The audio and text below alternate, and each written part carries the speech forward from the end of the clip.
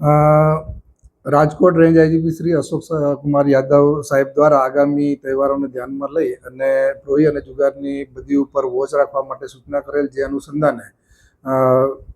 જિલ્લા એસપી શ્રી પ્રેમસિંહ ડેલુ સાહેબ દ્વારા જિલ્લાના તમામ થાણા અધિકારી તેમજ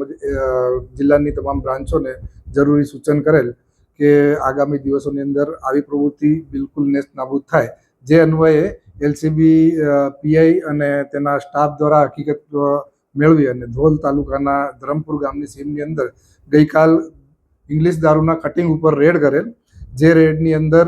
ઇંગ્લિશ દારૂની બોટલો અને બિયરની બોટલો એમ કુલ બોક્સ નંગ 504 અને બોટલ નંગ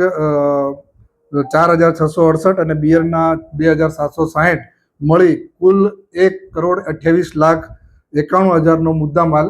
વાહનો સાથે પોલીસ દ્વારા જપ્ત કરવામાં આવેલ છે. આ માલ મંગાવનાર મોહસિન મુસ્લિમ અને મોહમ્મદ ઇકબાલ ટકી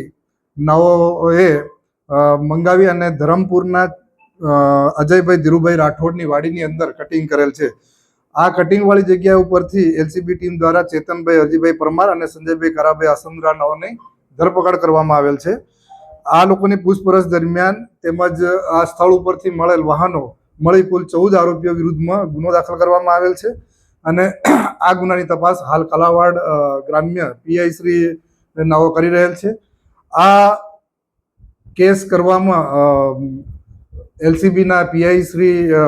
તેમજ તેની સાથે પીએસઆઈ મોરી અને પીએસઆઈ સીએમ કાટલિયા તથા તેમની ટીમ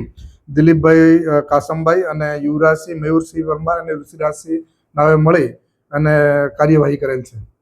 સર, ખાસ કરીને આ બુટલેગરનો ગુનાહિત ઇતિહાસ શું છે અને કેટલા સમયથી આ ધંધો કરતો? આ કેસની અંદર પકડાયેલા આરોપી તેમજ નહીં પકડાયેલા આરોપી પૈકીના આરોપી મોહસિન મુસ્લિમ અને મોહમ્મદ ઇકબાલ ટકી નાઓ વલસાડમાં તેમજ આપણે જામનગરની અંદર પંચે અને જામનગર પ્રોપરની અંદર દારૂના કેસમાં પકડાયેલ છે.